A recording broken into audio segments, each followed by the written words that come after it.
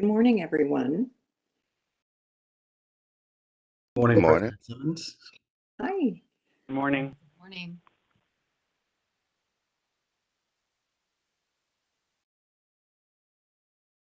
Good Morning, morning. Laverne.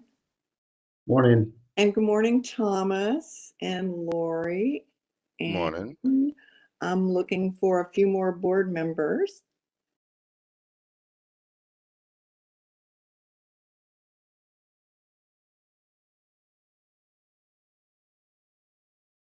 We'll check and see in just a minute.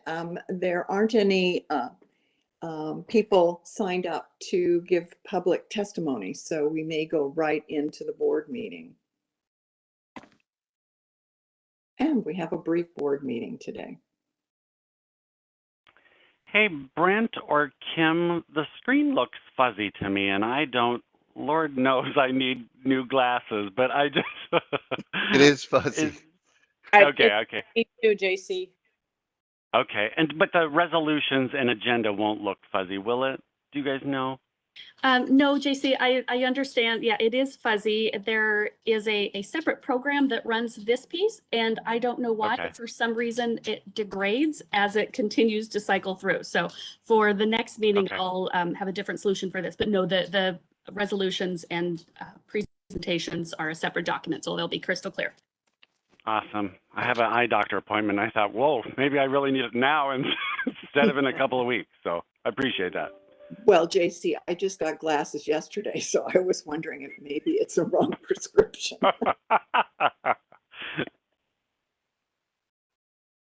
All right, we are still waiting for a number of board members.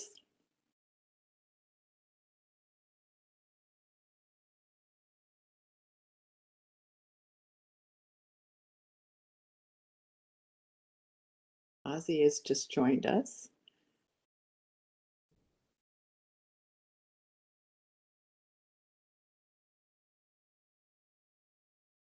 So it looks like we're waiting for Director Edwards, Director Way.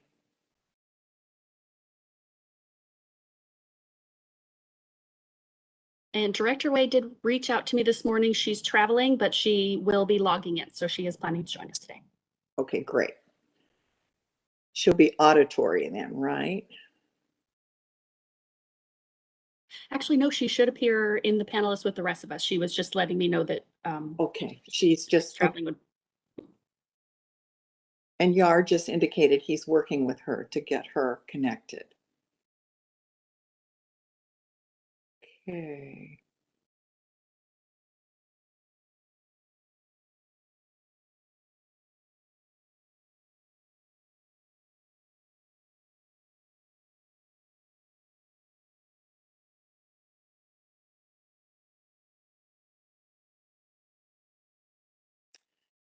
Kimberly, have we heard from Director Edwards this morning? I have not. I was just looking at email and text messages. He just signed in. Oh, I got here finally. I know we were going to have to come and pick you up. Good morning, Dr. Edwards. Director Edwards. Good morning. How's everyone doing? Good. Wonderful. Good morning. So let me check with Kimberly again. No one has signed up for public comment. that is correct. I just refreshed just to confirm, but no, I am not seeing any hands raised in the attendee list today. So shall I open the meeting as the board meeting and move forward? Do you have to actually start recording, Kimberly? I've just hit record and we are ready to start. Great. Good morning, everyone. I'm Linda Simmons, and I'm the TriMet board president. Normally, prior to the regular board meeting, we would have public testimony. However, today, no one has signed up to speak to the board, so we will move right away into the board agenda. And with the board agenda, we usually start with board reports. And so I'm going to ask that Director Kim provide an update from the latest meeting on the Accountability Committee. Director Kim? Yes.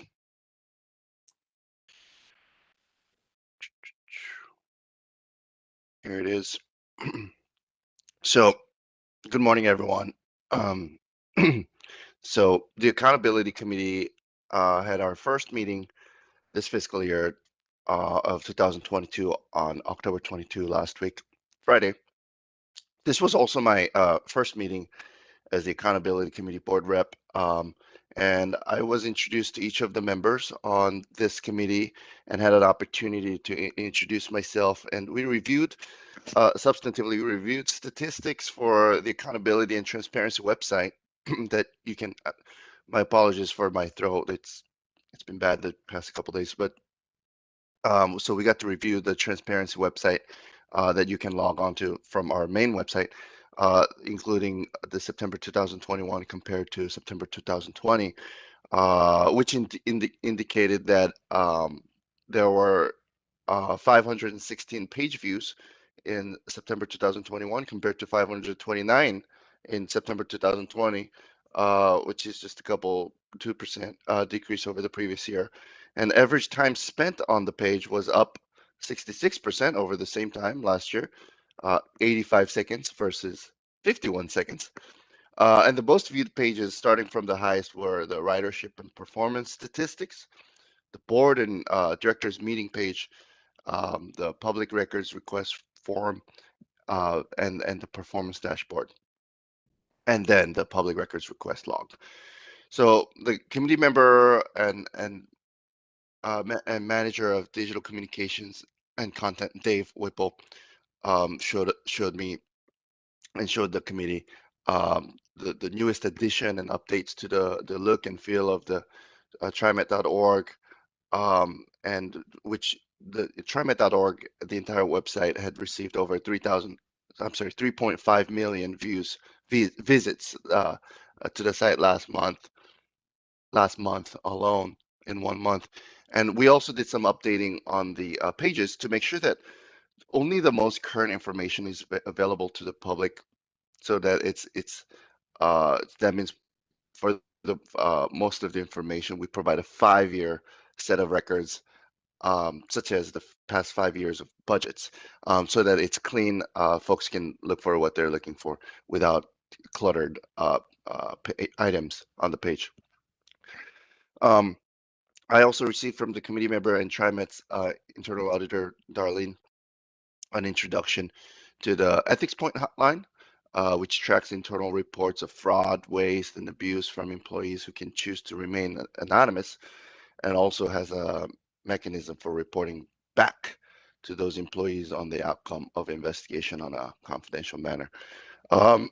It's this accountability committee meets twice a year, so our next meeting is scheduled. We've scheduled it for March 18th. That's the conclusion of my report. Thank you, Director Kim. And does anyone have any questions about the Accountability Committee report? And, I will have to kind of get used to looking for hands to be raised. But no, I don't see any hands raised. So thank you so very much. So we're going to move on then to an update on the Committee on Accessible Transportation by Director Edwards. Thank you very much, Director Simmons. I was not at the meeting last week. I was out of town, but I do have a brief report. I received the minutes from the meeting, and the meeting was chaired by Claudia Robinson, the vice chair, as Jan Campbell wasn't able to attend the meeting either. Chris Hunter gave us an update on the Burnside Bridge and how that impacts the CAT. And also, they had a meeting just this past Monday for the community task force to talk about that project and discuss those issues. Rachel Glazier, the new executive director of transportation, was also in attendance, and she introduced herself to the CAT committee. Pat Williams, excuse me, Pat Williams shared information about the Safety and Security Committee and about what they've been doing on their new team. And they're going to be putting security cameras on several platforms on the system, which is good because these are upgraded cameras which will provide more security and safety, hopefully. And they can certainly monitor the activities going on those platforms. Pat also shared with the CAT committee that the new safety response team, and he shared a photo of those members of the team as well. He also introduced Lee Hunter and Tom Hunt. Tom is the manager, and Lee is the assistant manager of the safety response team. There are 7 members right now that are out on the system, and there'll be more when they complete their training. But they are out and they're helping folks and providing information for folks as well to provide assistance to those with mobility issues. The safety and security also have been holding ICS training this fall under the National Emergency Incident Training. And this is helping them stay up to speed on their responsibilities as well.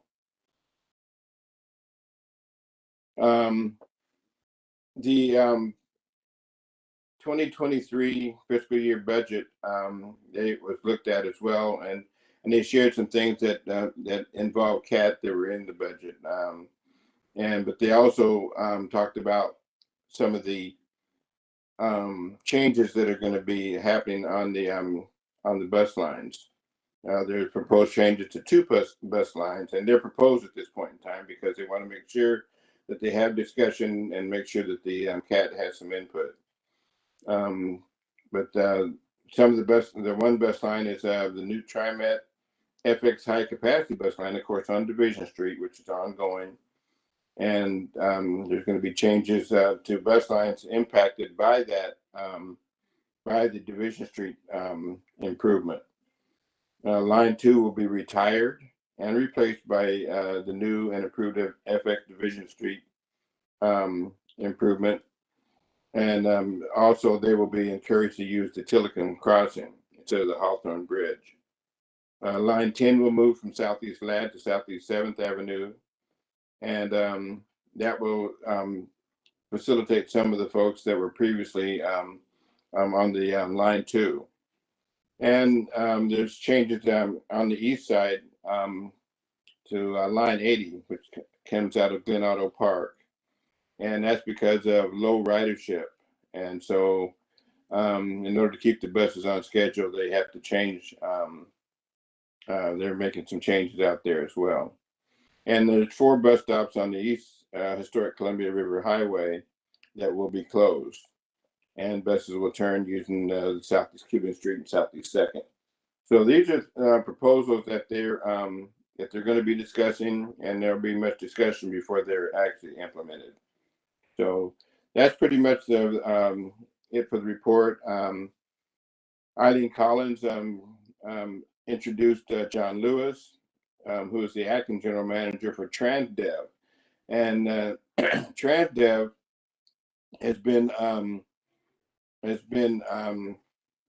has a contract now with TriMet to help with the lift operation to make sure that folks are getting their needs met. In September, there was an 88.5% on-time performance, which is good. But in the first 2 weeks of October, it's even improved up to 92%. So we're really pleased with that and hope they can maintain that and improve on it as well. The development of the Max Onboard Time application, this application is going to help the paratransit maintain comparability to fixed route trips as well.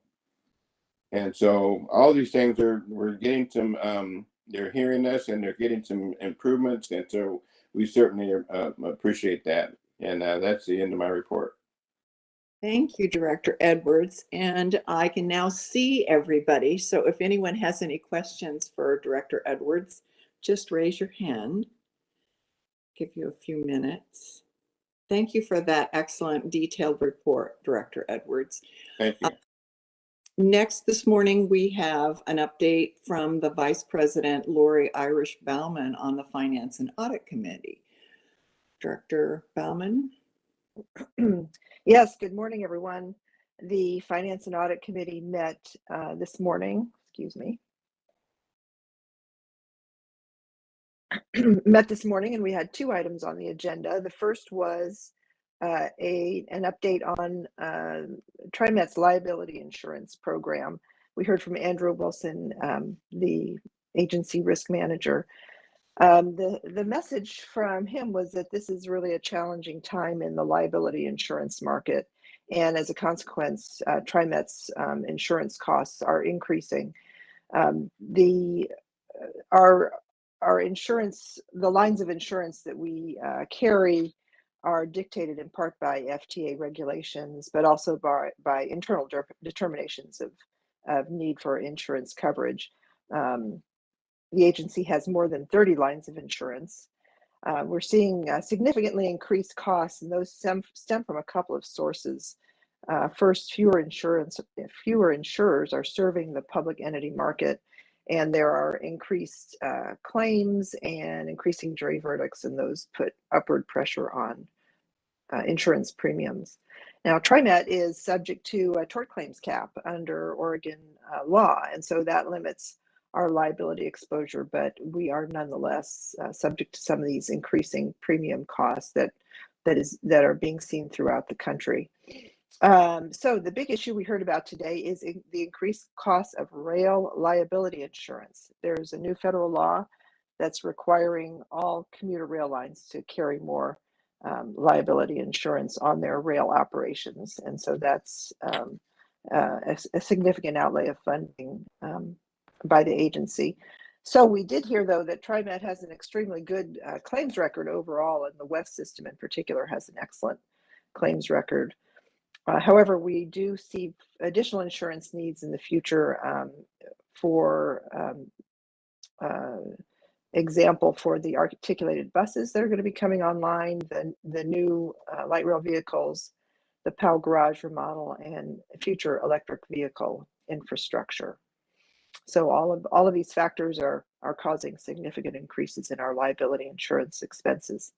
The second item on the agenda was a resale of the bond, a recap of the bond sale that we've reported on in the past. The bond sale just wrapped up this morning. There was a $409 million bond issue for expenses such as the red line, vehicle replacements, and future electric vehicles. And then additionally, there were refunding bonds. Those are going to result in a cash flow savings to TriMet of 9%. The good news, it's all good news. It was a very successful sale. TriMet has retained its AAA bond rating, partly based on the strength of its payroll tax revenues. All in, the interest costs incurred today are 2.3%. On the whole, it was a very successful bond issue, and I'm happy to report on that to the board. And that's the end of my report. Thank you, Director Bauman. And are there any questions? Or Director Gonzalez, you were also present. If there's anything you'd like to add. Well, I'm sitting back realizing I was in that meeting, and that was a fantastic summary of today's meeting, Director Bauman. Thank you for that. Oh, thank you. Okay, I don't see any questions. And so our next report is, we go back to Director Kim for a, let's see, where am I? I'm lost. So Director Kim, you're going to provide a report on the impact meeting. On the impact meeting. Yeah, I Yes, did lose my way. No worries. It is possible to get lost, even virtually. Yes.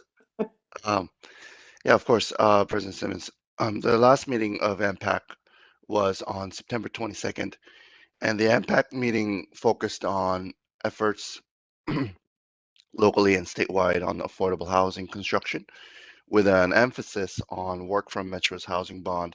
So the supportive housing services update was provided by the Metro staff, Patricia Rojas and Emily Libb. And some of the key points were that the bond's goal is to produce 3,900 affordable homes with an aim to have chronic functional zero chronic homelessness And there's projects that are judged on criteria that includes housing opportunities with access to transit and amenities such as grocery stores, access to work, and so forth. Community engagement is conducted around each project for input from people who would be living in the buildings. So there's an expectation that projects will establish partnerships to provide supportive housing and culturally specific services. Uh, some observations by committee members included noting that the least expensive land is often the worst places to build housing, as it doesn't have transit access or access to amenities, including libraries, schools, grocery stores. And it was agreed that not selecting land based on cost alone was a good idea. So staff agreed that even if all the units are built, the homelessness crisis would not be abated. So there will be a continuing need for more affordable housing. Um, Another discussion was on housing needs analysis discussion. The DLCD staff presented the history of Oregon's housing planning for the last 30 years and how it has underestimated the need consistently. This included the work the state did with the old Goal 10 framework and deciding that better planning is needed, especially in areas that have not had affordable housing in the past. To that end, um, a report by DLCD staff is underway, making those recommendations, and it will be due in next year in 2022. As for next meeting, it will take place tonight at 5 p.m. We'll be covering continued discussion on housing needs analysis from the last meeting, some presentation on the regional solid waste discussion, and kicking off the 2018 Regional Transportation Plan Amendment. That's for tonight. Thank you, President Simmons. Thank you, Director Kim. Any follow-up questions for Director Kim? All right. Seeing none, then now I will go on to Director Lewis, who will provide an update on the Reimagining Public Safety Committee. Director Lewis? Thank you, Director Simmons, and good morning, everyone. This is kind of exciting for me. The Reimagining Public Safety Committee kicked off its first, and I'll say first, meeting on October 11th on Zoom. We did hold it on Zoom. Attendance was excellent. 14 out of our 15 community committee members were present, along with myself and TriMet staff. Interim COO Roland Hoskins welcomed the group, thanked them for their commitment and their future work to make transit safe and welcoming for everyone. Pretty much all of us, members and staff, provided introductions, and we reminded the committee that the Public Safety Advisory Committee that it is a working committee.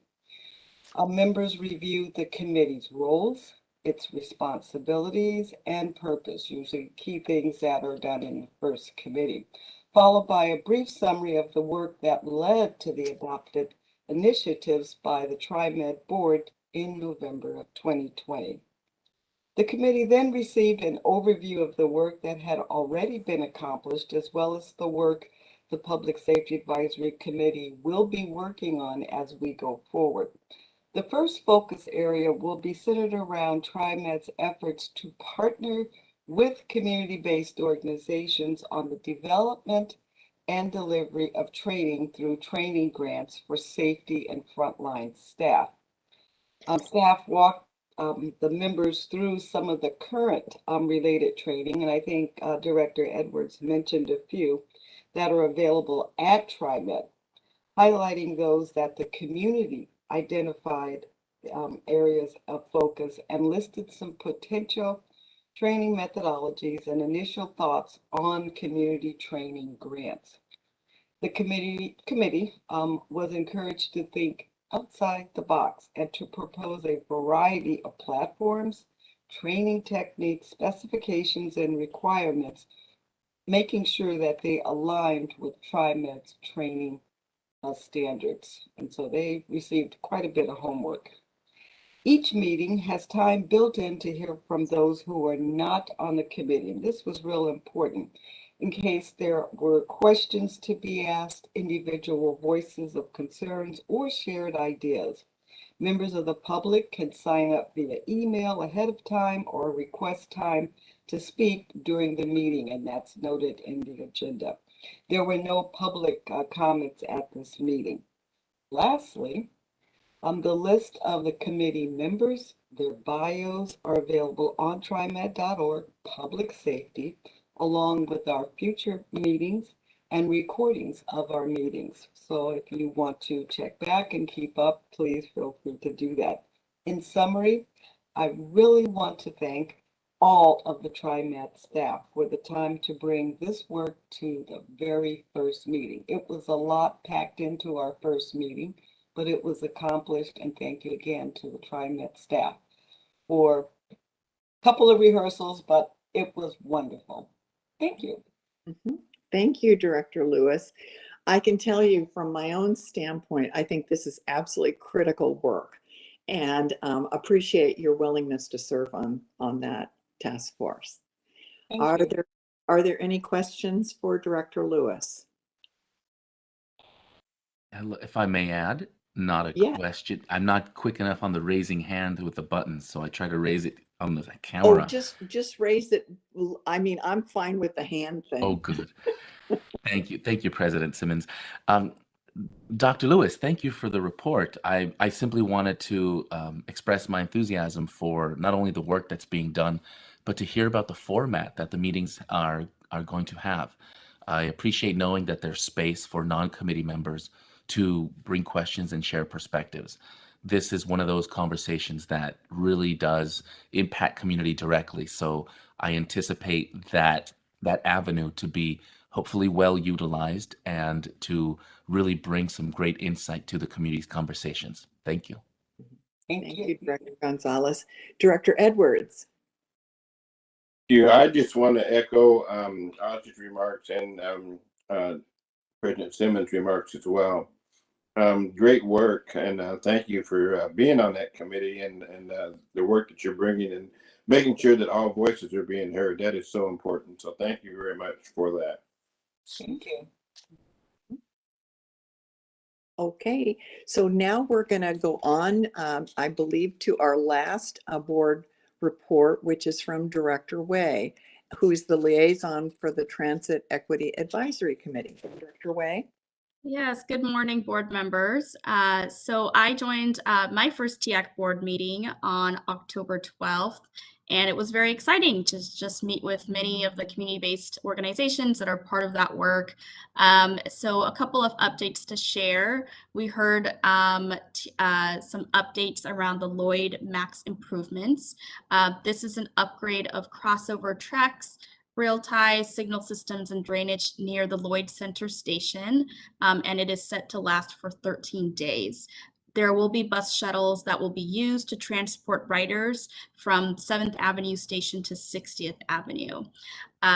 And we also viewed a video of the first passengers who rode our Gillig long-range battery electric bus. So I'm a little jealous that I have not gotten a chance to ride that electric bus yet, but maybe one day we will all have an opportunity to do that. TriMet also joined the Safe from Hate Job Site Culture Alliance, which is a really critical partnership that really works to advance diversity, equity, and inclusion by cultivating a safe, respectful work environment.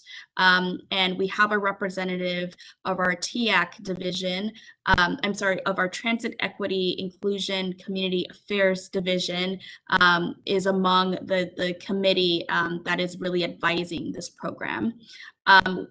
Folks may have also heard on the news that there is just buzz around 82nd Avenue. So what that is that there's a transfer of 82nd Avenue from the state of Oregon to the city of Portland. And this transfer means that 82nd is going to be receiving more improvements. This is a $185 million deal, and again is expected to result in significant safety improvements to the 5.5-mile stretch that runs between the Portland International Airport to the Clackamas County line. So for people who are impacted by 82nd Avenue, whether you're a business owner or a resident, hopefully really great news for safety improvements. We also heard a really great presentation from ODOT and the Urban Mobility Office around the Regional Mobility Pricing Project, as well as their community engagement efforts around their Equity and Mobility Advisory Committee role in informing the work of this project. So under the projects, which launched in early 2020, this was really in an effort to address some of the biggest challenges that we're seeing in our region around transportation climate change, equity, safety, congestion, and reliability. And TIAC members learned more about the toll project footprint on I-5 and I-205. We also talked about some of the goals that were being proposed by ODOT, as well as the timeline for community engagement.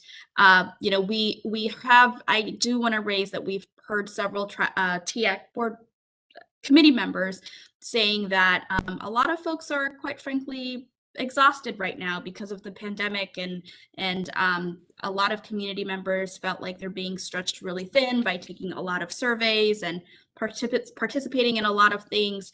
So we just wanted to note that, while these efforts are great and community voices need to be heard, a lot of the community organizations were also kind of just feeling that, we're getting asked a lot by several folks to attend lots of things. So maybe moving forward, TriMet can be a great partner with ODOT and many other organizations to see how we can get the community feedback that we need, but also honor folks' time and their capacity. So just also want to say that TriMet staff provided an excellent presentation on outreach and an overview of the fiscal year 2023 annual service plan.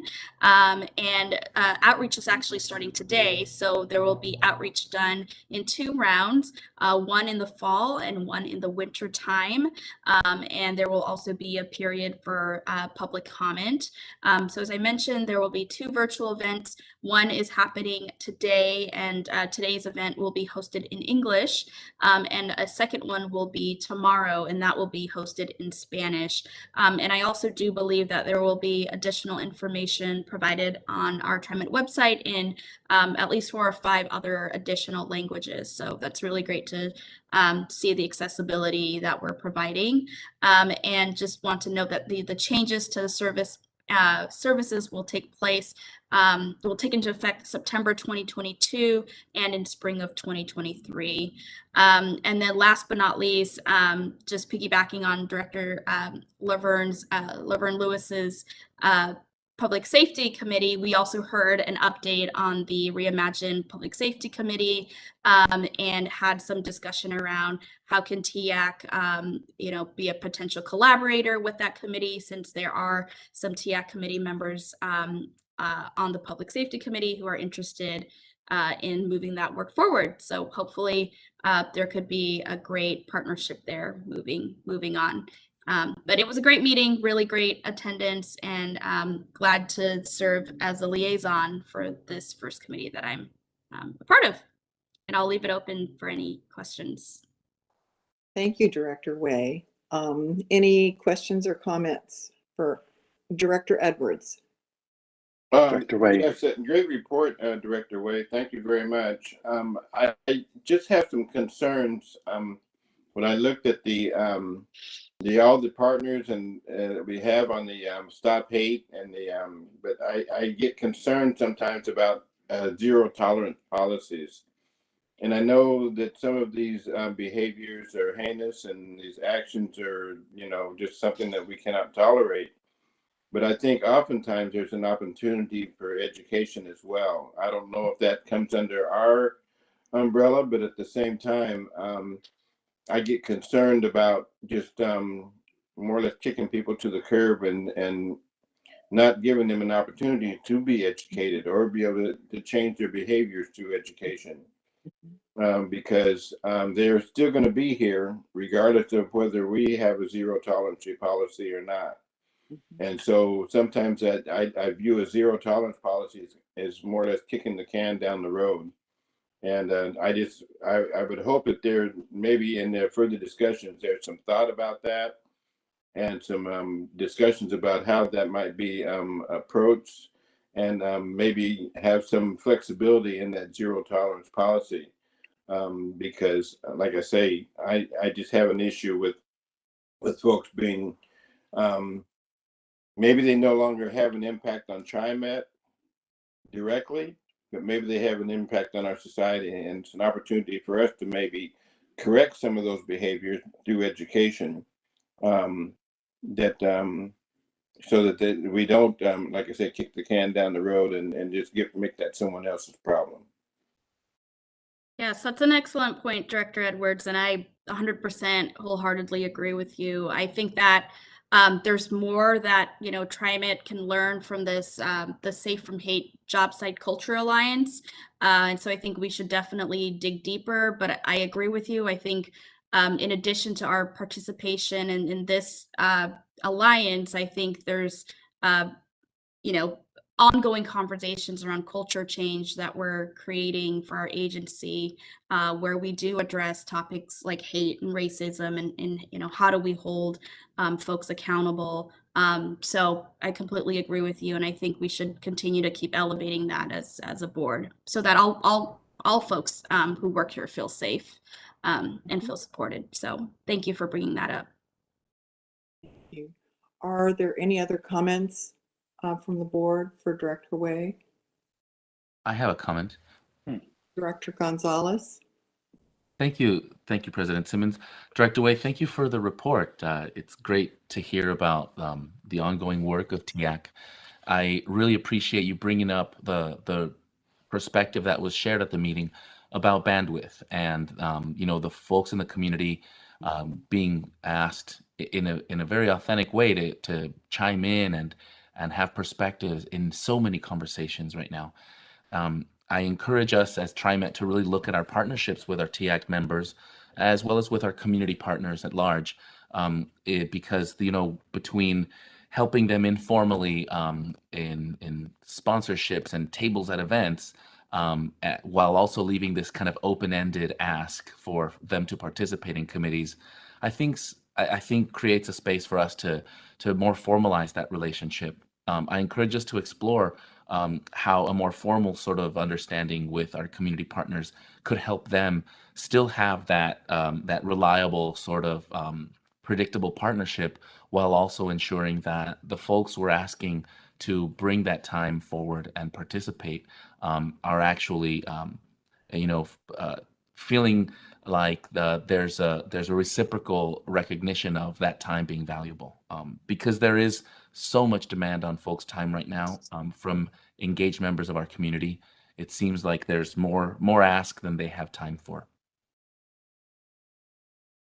Yes. Thank you for bringing up that comment, Director Gonzalez, and also gave a shout out to you at the TIAC committee and said you've been carrying this work for the past year and a half. So thank you for your service before I joined in. And yes, just to echo that, I think this is going to open up some more series of conversations with TIAC members who are on here in terms of how they want to best use their time and their skills and experience to this body. And a lot of folks are of course very grateful for TriMet and really feel like public transportation is something that is top of mind, that affects everybody. But some of the organizations that I've spoken to have also shared that they don't have someone, right, who's just dedicated to working on transit or transportation. And a lot of these are smaller nonprofit organizations who participate. So again, just wanted to name some of the challenges as well as the opportunities that can exist in the future. And then last but not least, I, being a Clackamas County resident, would love to see more Clackamas County based organizations also participating in TIAC. So that is also something that in conversations with our exec team, I've been talking about ways that we can engage more of the regional focus onto TIAC. So hopefully we'll have more updates to share in the next couple of months coming down the road. Thank you, Director Way. I totally agree with you in terms of trying to bring more organizations into the conversation with TriMet.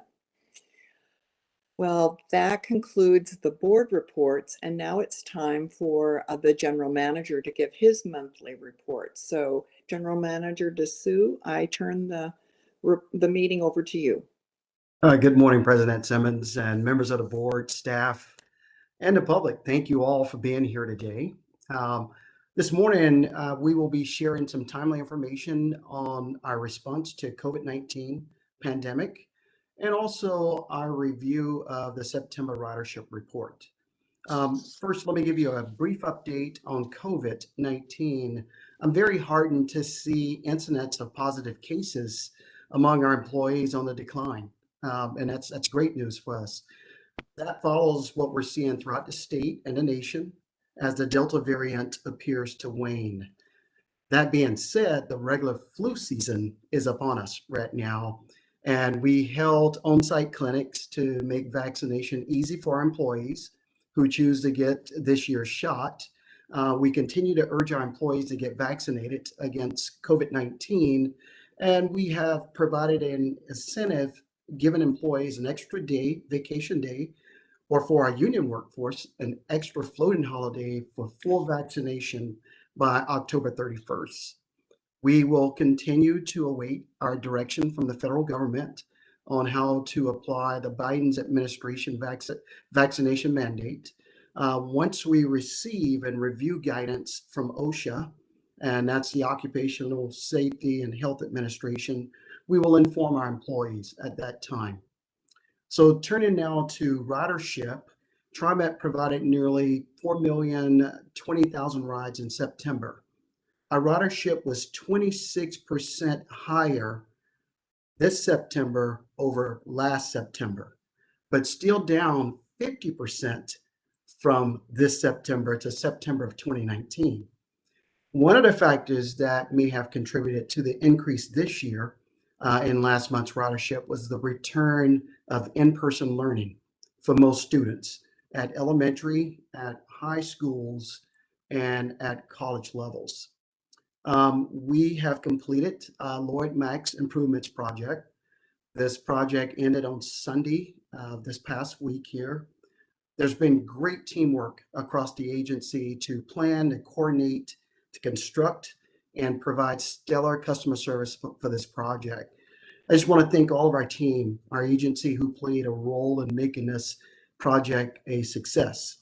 Last but not least, I heard a lot of conversation about engaging our partners and building community partnerships. So I couldn't help but to give you a quick update. So I took 5 days off on vacation, but since I've gotten back, TriMet, we have engaged our partners, and we are really building community partnerships. I've reached out to the Hillsborough Chamber Board of Directors this week, the Columbia Pacific Building and Construction Trades Council, had meetings with JPAC, which is our Joint Policy Advisory Committee on Transportation Issues. I've met with Orlando Simpson. He's the CEO and owner of a disposable waste company. Had several meetings with the Oregon Department of Transportation. Actually, Director Way and I had our quarterly check-in, and finally, I've met with my monthly check-in with the union. So a lot of engagement that's going on, and you're going to see and hear more about that as we move into the months of November and December. And with that, Director Simmons, that concludes my report. Just one question from me. Did you do all those meetings in the last 2 days? 80% of them in the last 2 days. Are there any questions for General Manager Dessou? Director Gonzalez. Thank you so much. Thank you so much, President Simmons. Thank you for the report.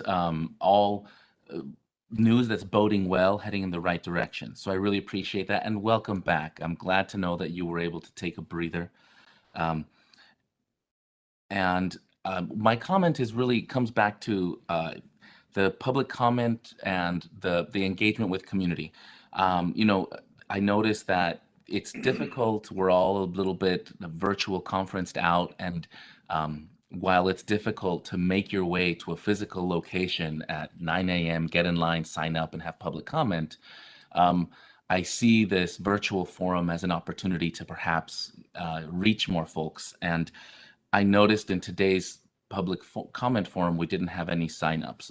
My takeaway from all of this is that perhaps even if we're not getting all the materials out, at least knowing what topics will be discussed in meetings in a timely fashion, informing our partners, our TAG partners, our CAT partners in advance of agenda topics might give them some space to at least prepare and get on the radar for the things that will be discussed in advance of actually getting the materials. So I encourage us to continue to lean into this virtual format model for the time being, and essentially empower and encourage community partners to be up to speed on the topics that we're bringing forward.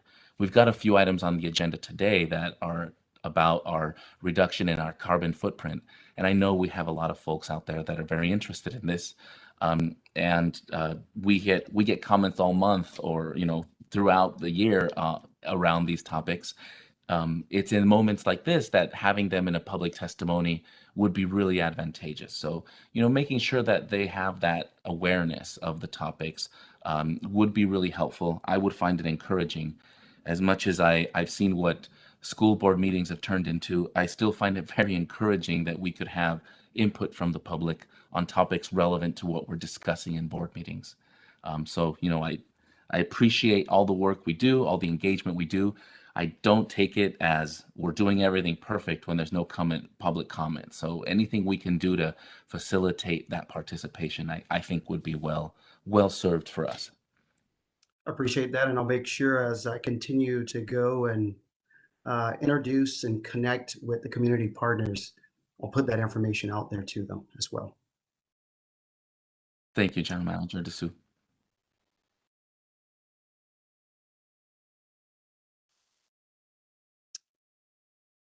So President Simmons, that concludes my report.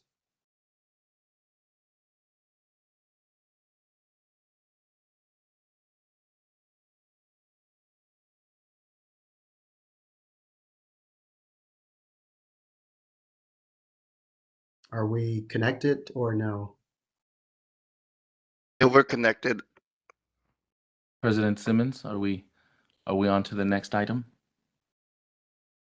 I must be having some delays because you folks are all sort of spinning and I'm not hearing what's going on. So I will go on to the next item now that I see that we're all here.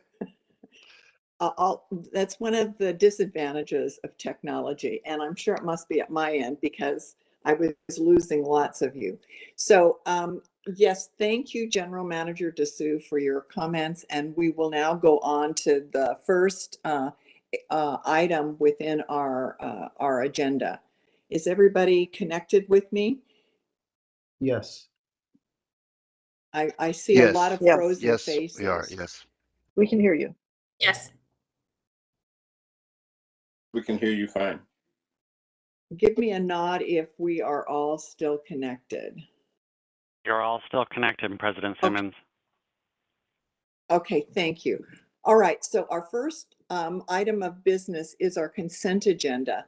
And items that appear on the consent agenda are usually considered routine and can be approved by one blanket motion. Today, we have two items on the consent agenda.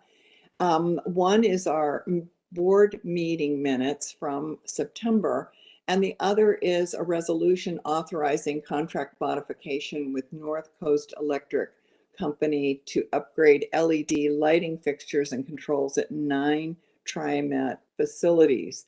And the board might recall that we have approved previously resolutions related to upgrading lighting, and this just adds more locations where the lighting will be improved.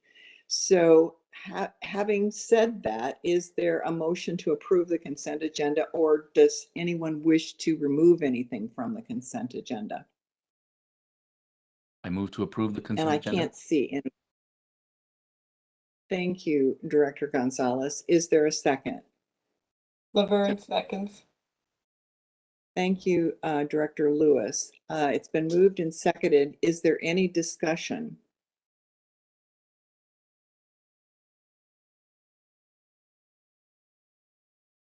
Hearing none, and I'm not seeing anybody.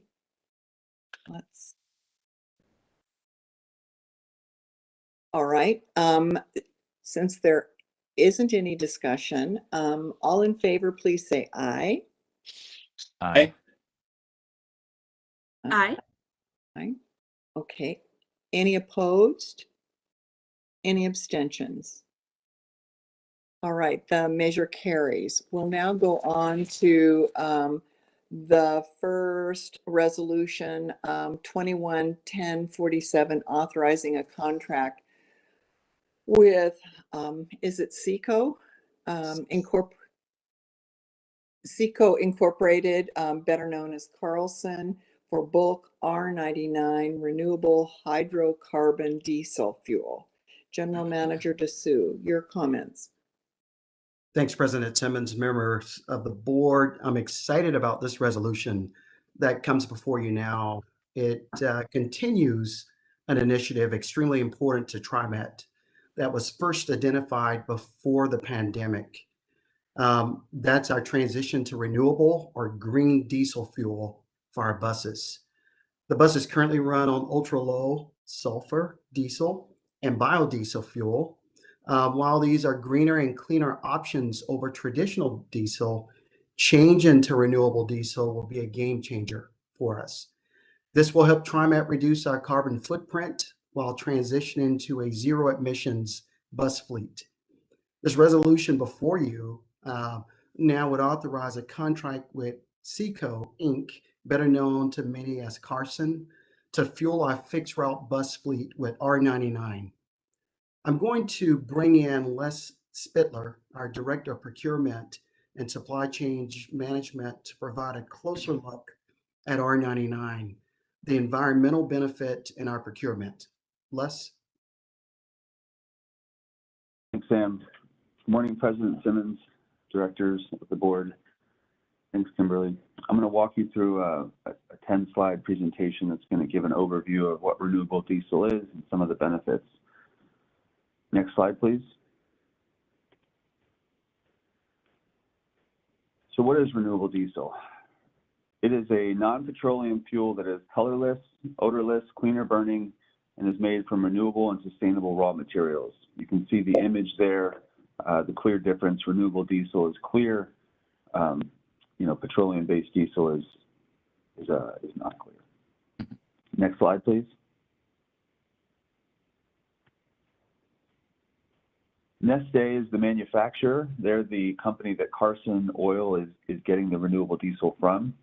They use a mix of used cooking oil, renewable waste, and agricultural oils as feedstock for their renewable diesel. And through a proprietary process, they turn those feedstocks into renewable diesel, which is also referred to as green diesel or R99. Next slide, please. This is just another image to see how much cleaner burning renewable diesel is. Renewable diesel is the flame on the left, and petroleum-based diesel is the flame on the right. And you can see that it's going to help us reduce our greenhouse gas emissions up to 61% from our bus fleet. Next slide, please. This slide just sort of compares renewable diesel versus biodiesel, which is what we're using now. While renewable diesel is made from some of the same materials as biodiesel, the difference in production creates a fuel that is chemically identical to petroleum-based diesel. Because of that, there's no need to modify the fuel systems on our buses. Renewable diesel doesn't retain the amount of water that biodiesel does, and it creates less soot, which reduces the buildup on our fuel filters. So we actually think that by moving to renewable diesel, we will save in labor, maintenance, and material as well on the buses, in addition to cleaning up our air. Next slide, please. The move to renewable diesel was one of TriMet's top climate actions, first identified in 2019. Next slide, please. By 2040, our plan is to transition to a zero emissions bus fleet. And as you know, that we are continuing to invest in electric technology, and so renewable diesel is a great first step. Next slide, please. In 2020, to further inform our climate actions, TriMet conducted a carbon audit that confirmed that our fleet, as well as our electricity use, were the highest drivers of our carbon emissions. So you can see this vertical bar here. It's broken up into different bands that are color-coded, and the fleet is the lower green band, and electricity is the sort of middle red band. And you can see that those two are definitely contribute to the majority. Next slide, please. So as you recall, earlier this year in June, we addressed the electricity emissions by moving to 100% renewable electricity, which cut our carbon footprint by about 25%. Next slide, please.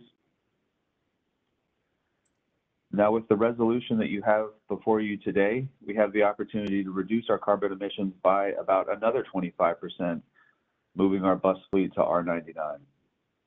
And that is depicted in the bar on the right. You can see that our fixed route bus is 87% of our fleet emissions, and by cutting that up to 61%, that leaves 26%, or about a quarter. So that's a big reduction. Next slide, please.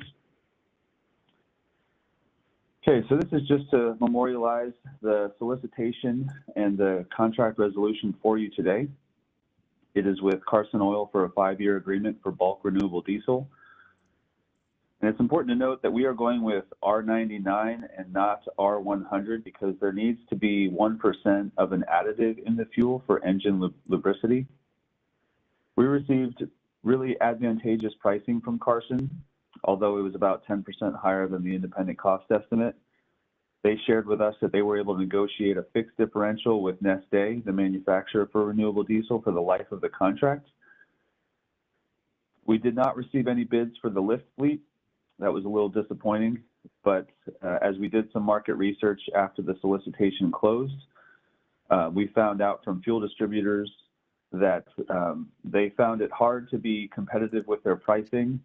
And there is a regional and a national shortage of drivers with a commercial driver's license, and specifically ones with a hazmat certification as well. So fueling the lift fleet, it requires a different approach than our fixed route bus. The lift fleet requires wet hose fueling, and that requires a fuel tanker truck to go to the yards where the vehicles are housed between the hours of 11 p.m. and 3 a.m. and fuel each vehicle individually.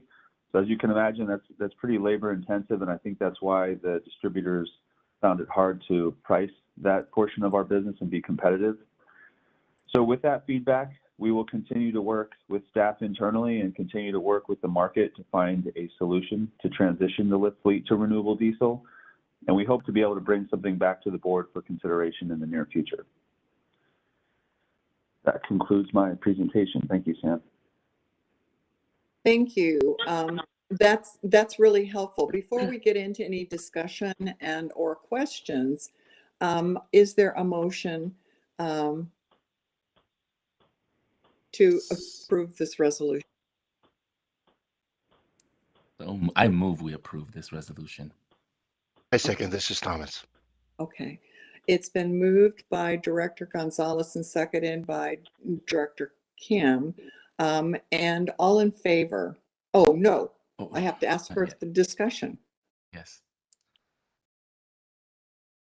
Okay, Director Gonzalez. Thank you. I finally found the raising hand button.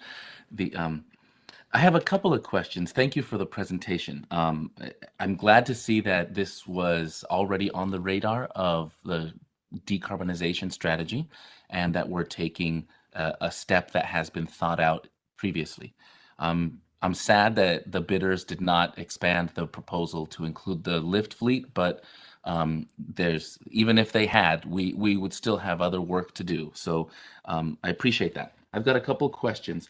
You know, I'm seeing that we are clearly making a step today for improving our environmental impact and reducing our not only reducing our carbon footprint, but investing in industries that are on a growth and that are helping themselves scale so that they could offer the same solution of reducing their carbon perhaps to other users, to other end users.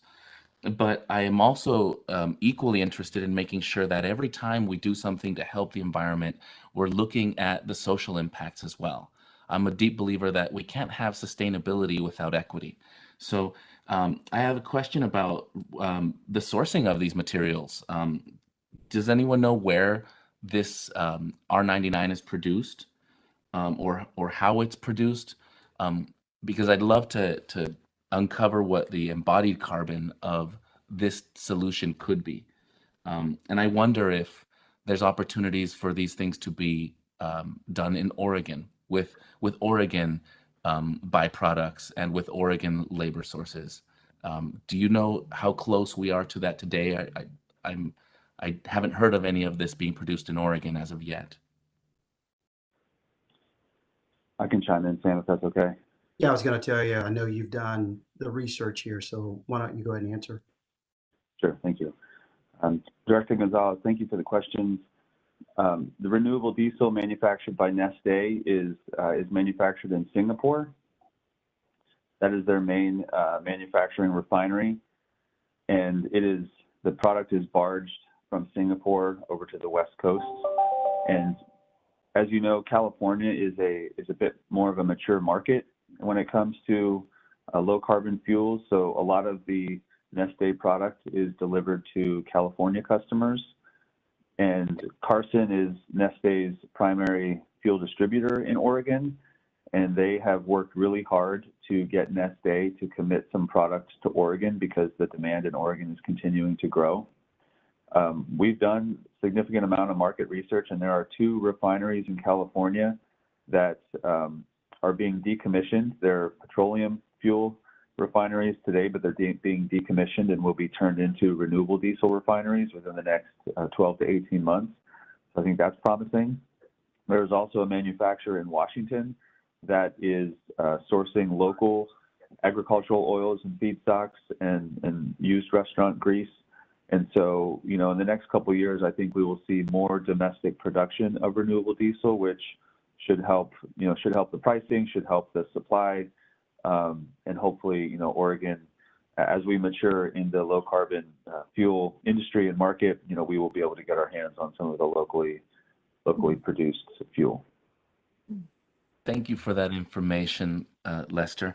And I encourage our staff on TriMet that are looking at the carbon footprint and doing the carbon impact assessment, that they account for that embodied carbon footprint, because there's also that proprietary manufacturing process. In many cases, we'll rely on non-renewable fuels in order to enrich those feedstocks to get to the point where we can utilize them in our fleet. So, you know, while I appreciate all the steps we're taking now, I want to make sure that we're keeping our eye on the prize. You know, the carbon calculation is not what the planet cares about at the end of the day. It's really the outcomes and the carbon footprint. I'd love to see us make sure that we're not blind to the embodied carbon impact of our source materials, and I encourage our legislators at the state level to really look at how Oregon can begin to lean into becoming a more active participant in the building up of this infrastructure, because this market is very much on the rise, and we have incredible feedstock in Oregon that could serve well to not only bring the fuels, but to bring great living wage jobs into our state. So thank you so much for being part of that process. Let's not slow down. Director Bauman, you have a question. Yes, thank you. I want to echo Ozzy's comments. Certainly, looking at the having these products, this renewable diesel produced locally would have a fantastic impact on our economy and on the environment as well. I'm thinking, for example, about the carbon footprint of shipping this product from across the ocean to us. So that's certainly saving that. Those environmental costs from the transportation would be ideal. I wanted to ask what sort of assurances we have around the adequacy of the supply of this R99 renewable diesel. Have there been issues around just having enough product to make available to us for our needs? Let's go ahead and jump in. Yeah. Thanks, Sam. Thank you, Director Baumann. The Carson Oil was able to secure a supply agreement with Neste for the full 5-year volume of renewable diesel that we'll be consuming, which is about 35 million gallons. I think the supply is a good question. Supply chain principles, supply and demand. California is consuming a lot of the product. And so as California's market grows, it's more advantageous for fuel suppliers to sell their product there. And so, I applaud Oregon legislators for passing the legislation that they did a few years ago, because now our market can mature and will create demand. And so with that demand will come more supply and hopefully, stabilize the market a bit. But right now, California is definitely consuming most of the product. And Washington just recently passed legislation as well, which is similar to California's and Oregon. So, we are between two big states that are going to be consuming a lot of product. And so I think our commitment today will help secure a better supply for Oregon and Portland in the long run. I have a couple of follow-up questions. One is, how does the price of this product compare to regular diesel? So we use an index to price this contract, and so we use it's called an Opus index, and what they do is they take the daily high and low price for B5 biodiesel, which is 5% biodiesel, 95% ultra low sulfur diesel, and it basically calculates an average on a daily basis. And so what we ask for is a differential on top of that index, and Carson was able to negotiate with Neste a 9.5-cent differential on top of the B5 biodiesel index, which, based on our research, we feel like is a really good deal. We can't always fix the differential for the 5-year term, but Carson was able to secure that with Neste. So we are pleased with the pricing that we received. I see. So it is tied to the cost of the diesel that we have been using. It is. That's correct. I see. Interesting. I will confess that I'm not knowledgeable at all around the chemistry and of a lot of these issues, and I understand the point about fewer carbon emissions from the R99 diesel. Another big concern, a health concern around diesel fuels is that, as I understand it, is the particulates, and that's a big problem in some parts of Portland. Does this R99 renewable diesel also emit fewer particulates or no particulates, or how does it compare? It's a great question. It significantly reduces the carbon particulates that will be emitted into the air from our buses. We have, almost 700 buses that are driving around the region on a daily basis. And so by using a non-petroleum based product, in the consumption of that fuel, there's a lot less particulate matter that is going to be emitted into the air. Do you know, is there a percentage reduction, or do you have a sense on that? So we did a calculation that estimates about 61% reduction in the greenhouse gas emissions from the bus fleet as a result of moving to this. So that's pretty significant. And if I may add, Lester, specific to particulate matter, Director Baumann, the visual provided in the presentation is not a numeric, but it does show a really good side-by-side comparison. The lack of smoke is indeed the lack of particulates. Mhm. You don't see all of the carbon emissions in the clear one, but what you do see is the lack of particulates. It's the black smoke that you see that are actually the particulates. Thank you. Well, that's great news. It's very encouraging for the health of the folks in our community. That's all the questions I had. I don't see any other questions. If someone has a question, you can kind of shout out. If hearing none, then I'm going to call for the question and ask all those in favor to please say aye. Aye. Aye. Aye. And any opposed? Any abstentions? So the motion carries unanimously.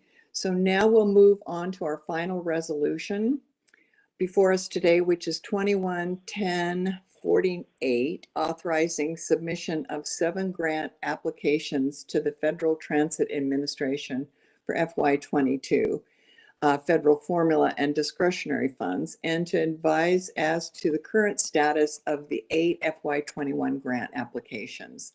General Manager DeSue, your comments. Thanks again, President Simmons, members of the board.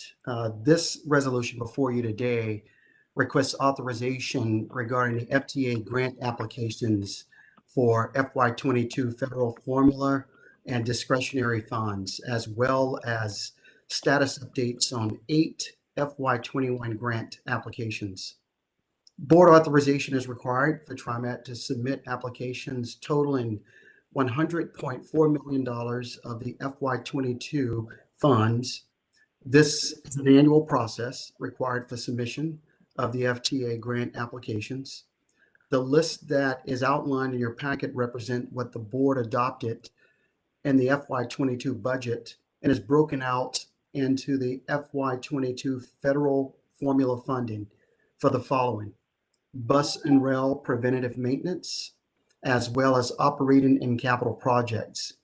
In addition, the resolution calls out grants submitted for awards after budget adoption in the prior year, including stimulus funds such as CARES Act, CARISA, and the American Rescue Plan, as well as competitive grant awards. Approval of this resolution will authorize TriMet to submit applications for grants listed, as well as TriMet's payment of the local funding match. These grant funds are integral to TriMet's FY22 adopted budget. I have Nancy Young Oliver, the Director of Budget and Grants, and Erica Turney, Program Manager of Grants Administration, here to take your questions. Thank you.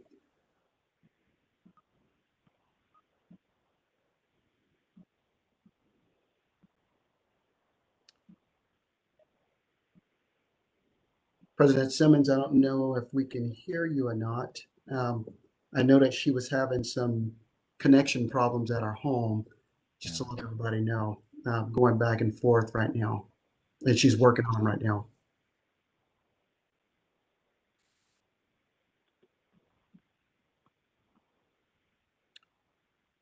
Is there a clause to enact our vice president to take over running the agenda? In the middle of the meeting, right? I can, hi, it's Lori. I will, without a script, I'm flying blind here, but I will go ahead and until we hear Linda, and Linda, certainly if you're there, chime in. So I believe our first step is going to be to have a motion to approve resolution 21-10-48. Thank you. Yes, Keith. Thank you, Keith. And a second? Wait seconds. All right. Any discussion of this resolution?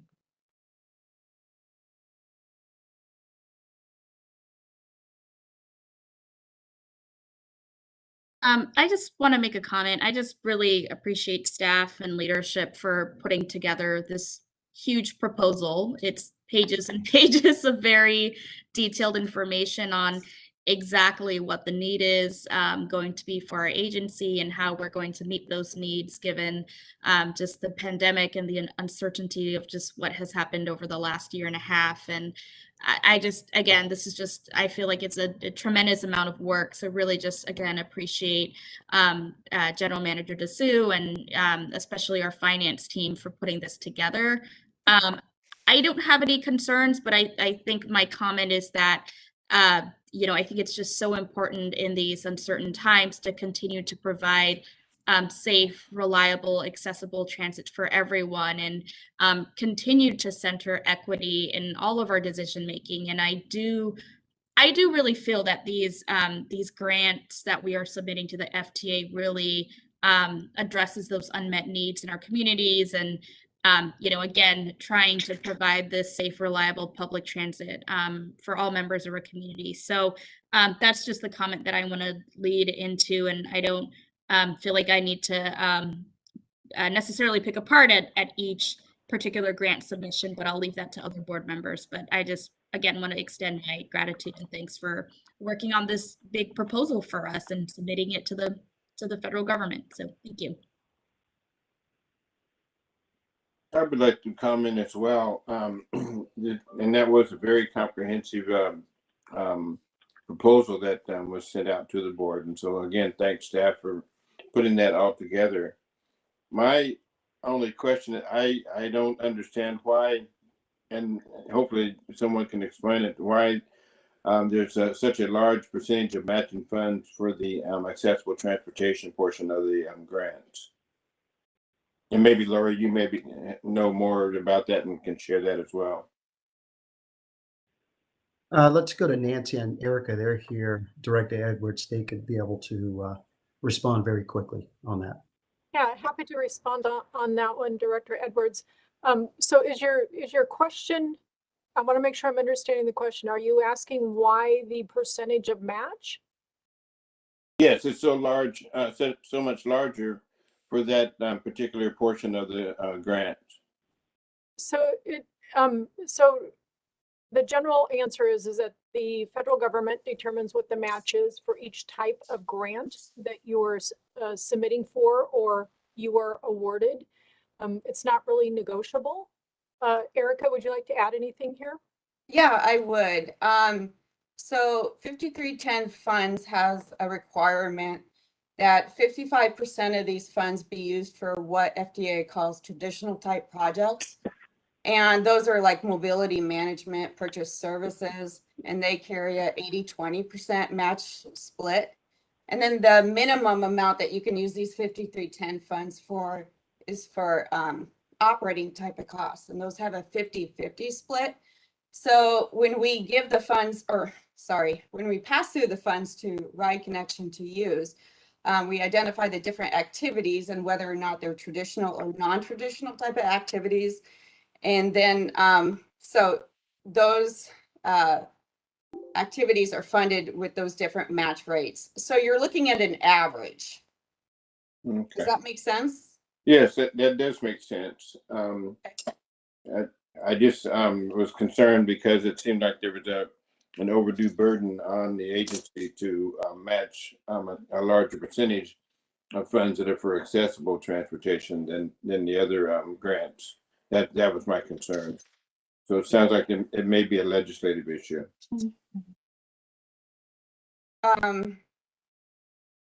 Is that correct, or is it just a policy issue with the agency? Well, we're electing to fund certain type of activities for Ride Connection that have a higher percentage match requirement. No. Okay, and that higher match it comes from the federal government.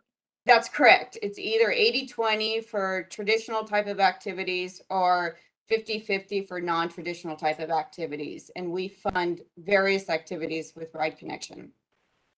And I guess what I'm trying to get to is where that policy decision comes from. From the feds, dude. I get that. I get it that it comes from the feds, but at the same time, how do we impact that? Do we talk to our congressmen and senators in order to get them to impact those decisions so that they're not don't have such a detrimental effect on that portion of our grant requests. So that's a great question, and I'm going to call on JC to talk about the processes that we have to go through to get legislative changes. JC? That's a lot of work, Director Edwards. To sum it up, it is something that we can look to, but it is a lot of work, and with all of the other priorities that our region and state have to deal with in the sessions ahead, this is usually among the low priorities. So, but it is something that we can work on if it's the direction of the board. And I get that. We're not talking a great amount of money, and we're certainly not talking about a large grant. I get all of that, but it just seems like it treats folks that, that particular grant that we're asking for, it has a disparate impact, in my opinion. And I would think that other transit agencies around the country would certainly join in perhaps, looking at that, changing that, or trying to have some kind of impact on that. Just a thought. Absolutely, I'll take it back and look into it a little bit more. I appreciate that. Thank you. All right, any other comments or questions? I will now call for a vote. All those in favor of resolution 21-10-48, please indicate by saying aye. Aye. Aye. All opposed? And any abstentions? Resolution 21-10-48 is approved by the board, and that is our final resolution for today. We are going to adjourn the business meeting at this time. I should say, if there's no other business to come before the board, I'll adjourn the business meeting, and we will now move to the briefing agenda. We have one item on that agenda. It's a presentation on the comprehensive service analysis. Mr. General Manager. Thank you, Vice President Bauman, board directors. This morning, I want to bring you up to speed on a very exciting project that we are moving very quickly in. In the weeks and months ahead, at TriMet will be taking on a comprehensive analysis of all of the service we provide. Timing doesn't make any sense.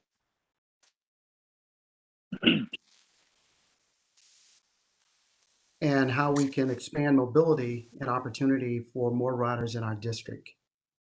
It's an effort that we're calling Forward Together.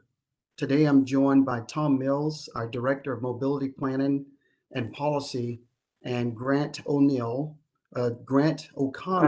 our Senior Planner here at TriMet, who will give you an overview of the project and what's ahead. So Tom, Grant, take it away. Thank you, Sam, and good morning, Vice President Bauman and the rest of the board members. It's a pleasure to be here. As Sam mentioned, we are on the verge of kicking off a new initiative that you may have seen on your agenda called the Comprehensive Service Analysis. We are now branding that Forward Together, and that's what we will be bringing this project to the public as Forward Together.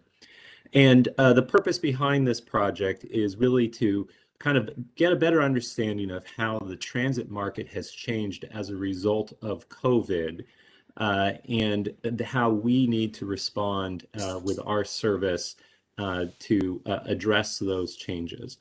We all feel an urgency to do something to restore ridership as quickly as possible. But we believe that the sands are still shifting underneath our feet. Things are still changing, and the way the market is responding today is going to be different than what it will be doing a year from now, maybe even 3 years from now. And so over the next 9 months, we're going to be working with the community to really understand how the market is changing and how it will be changing longer term, and then how we can respond to that. And of course, in doing so, restore ridership and ultimately grow it beyond where we were prior to COVID. With that in mind, if we could switch to the next slide, please. As I mentioned, or as Sam had mentioned, I am joined today by Senior Planner Grant O'Connell. And before I hand it off to Grant, Grant is our project manager for this. I do want to give a quick primer on the TriMet Mobility Planning and Policy Department, because we do have some new members on the board. We are a staff of 11, and we are responsible for the long-range service planning, meaning, how do we want to grow the system, change the system in the long term. And then using those conclusions, we annually, what we can afford to do on a year-by-year basis, we put into kind of what we call the annual service plan, which is really the short-range plan. And this is the plan that we bring to you every March and April to discuss changes to the system. It's kind of our incremental implementation of the long-range service planning. And then lastly, our department is responsible for access planning. That includes the bus stops and the amenities around the bus stops, as well as pedestrian access to transit and bike access to transit. So with that quick primer in mind, I'm going to go ahead now and turn over the presentation to our project manager, Senior Planner, Grant O'Connell. And I think we'll go to the next slide. Good morning, TriMet board, President Simmons, Vice President Irish Bauman, and the rest of the board. It's a pleasure to be with you all this morning. I'm Grant O'Connell, as Tom mentioned, the senior planner in the long range group. My pronouns are he or they, and for those who maybe have impairments, I am a middle-aged white male with wearing a blue shirt joining you from my bedroom this morning. Tom gave a quick overview of mobility planning and policy and what we do in our work, but I think it's important in this moment to take a brief step backward and remember kind of how our service came to be. You see here a map of the 1943 Portland Traction Company, and the nature of transit was such that developers actually often built streetcar lines to facilitate the relocation of folks, to enable a different way of living, to where folks were previously centered in high density areas in the city core because of a need to walk to work or take a horse, and developers actually built streetcar lines to be able to sell land for housing in further outreach areas of the city. And then, the story goes on, of course, they maybe fell into a state of repair, but the idea that, that facilitating that sale of those lands by building that streetcar was maybe not sustainable, because once that land was sold, that developer didn't necessarily have that same interest in sustaining that service. But I bring that up because we have areas of the city of Portland that are, and other parts of our region that are in essence built by transit. There is a long and storied history of the connection between land use and transit. So if you kind of focus your mind, your eye a little bit on what you see, Sandy Boulevard, that line going diagonally to the northeast, or Hawthorne, where it goes due east to Mount Tabor and then turns south to Foster. You focus your eye on those lines. And now if Kim could advance the slides, please.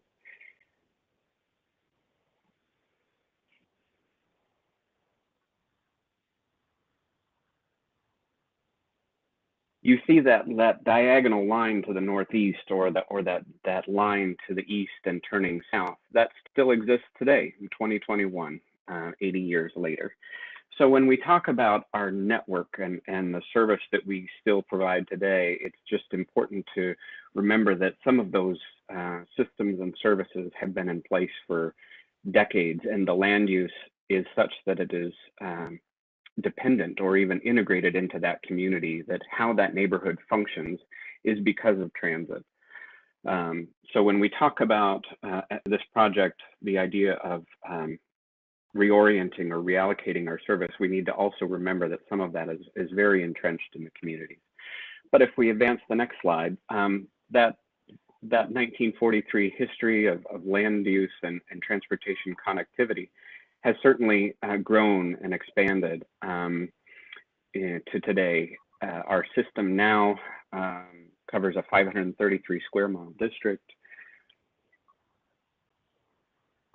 with 84 bus lines, 6,400 stops, 60 miles of light rail track, a commuter rail line, service over 22 hours a day, 7 days a week. We could advance to the next slide as well now. So an important consideration as we plan for TriMet service is also how that service gets there and how the important employees, our operators, make their way to where they pick up their bus from one of our garages over, and Les Spittler, mentioned nearly 700 buses deployed daily from 3 growing to 4 garages across our region. An important part of our planning process is understanding where those operators are going to take their breaks, where they're going to get relieved for their next shift, and getting the bus to and from the garages. Next slide, please. Us in service planning, there's when we talk about what riders want, there's lots of things, but when we focus from our field of work of service planning, we know that riders want frequency, they want reliability, real-time stop arrival information, and better stop condition. We acknowledge there's other desires too, of course, safety and security being tantamount. But that which our group focuses on, this is the key things in survey after survey in our annual attitudes and awareness and other surveys that we learned that what riders really want, what they need out of our service. And we've developed plans accordingly. If you advance to the next slide. Since, that top of the list was frequency, since the 90s, we really doubled down on frequency. We developed our frequent service network. We were very much a pioneer in that effort to deliver on that, to communicate to folks that on this bus, you can expect service to come about every 15 minutes or better throughout most of the day, to give that person that sense of comfort that this service is there for them, it's available to them. And we've expanded upon that. The service enhancement plans were developed as a way to demonstrate if we were to increase the payroll tax, what we would do with that increased funding. And so we developed that long-range plan for how we would grow the frequent service network and expand service to different areas.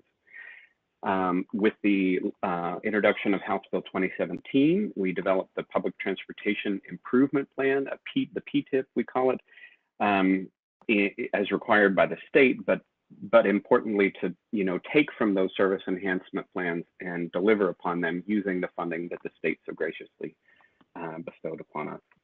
And then back to that checklist of things that we know riders want. Reliability. We really appreciate our partner in the city of Portland and others throughout the region who have joined us in the Rose Lane and Enhanced Transit concepts to be able to ensure our transit has that reliability factor. So those are some of the, when I come to you from our planning group, those are some of the things that we had in place, we have in place and continue to draw upon to better our service. Next slide, please.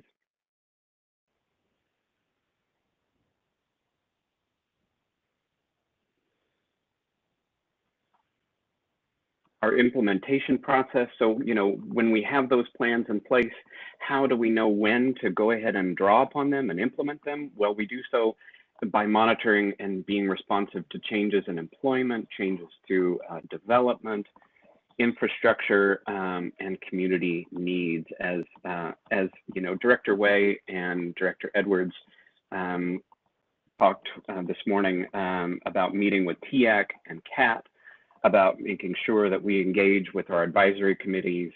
Boy, that community needs bullet there. That process is integral to making sure that we're getting feedback on that which we're drawing upon from our long range plans.